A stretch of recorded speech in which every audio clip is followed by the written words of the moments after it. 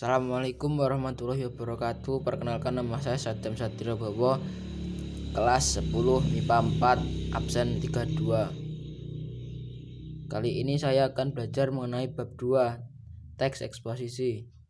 Pengertian teks eksposisi adalah sebuah teks yang memuat informasi dan pengetahuan yang dibuat secara singkat, padat, dan jelas. Struktur teks eksposisi. Tesis merupakan bagian paragraf yang berisi sudut pandang penulis terhadap masalah yang dibahas. Argumentasi adalah alasan yang digunakan sebagai pendukung sebuah pendapat yang ada di tesis.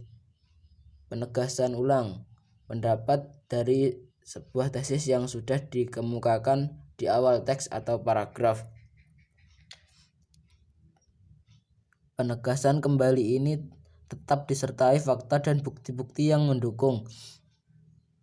Ciri-ciri teks eksposisi: menggunakan bahasa formal, menggunakan teks yang jelas dan mudah dipahami, gaya bahasa yang digunakan bersifat persuasif, isi teks bersifat netral dan objektif, tidak memiliki dan memaksakan kehendak pada pembaca, bersifat fakta dan ilmiah, terdapat data dari sumber yang valid dan kredibel, menyajikan fakta sebagai alat konkretasi dan kontribusi, isinya pernyataan apa, siapa, di mana, kapan, mengapa, bagaimana, berisi penjelasan informasi dan ilmu pengetahuan. Kaidah kebahasaan teks eksposisi.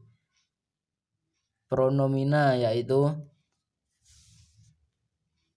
kata ganti orang yang dapat digunakan terutama pada saat pernyataan pendapat pribadi diungkapkan.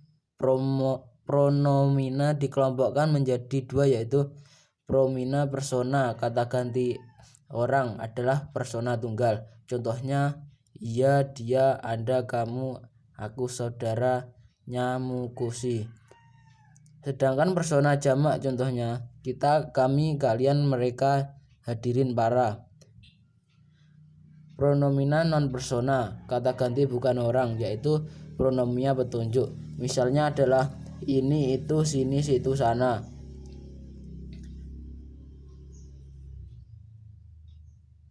Sedangkan pronomina penanya misalnya apa, mana, siapa. 2. Konjungsi atau kata penghubung digunakan dalam teks eksposisi untuk memperkuat argumentasi. Jenis konjungsi yaitu konjungsi waktu, sebelum, setelah, itu, kemudian, sesudah, lalu. Konjungsi gabungan dengan serta dan.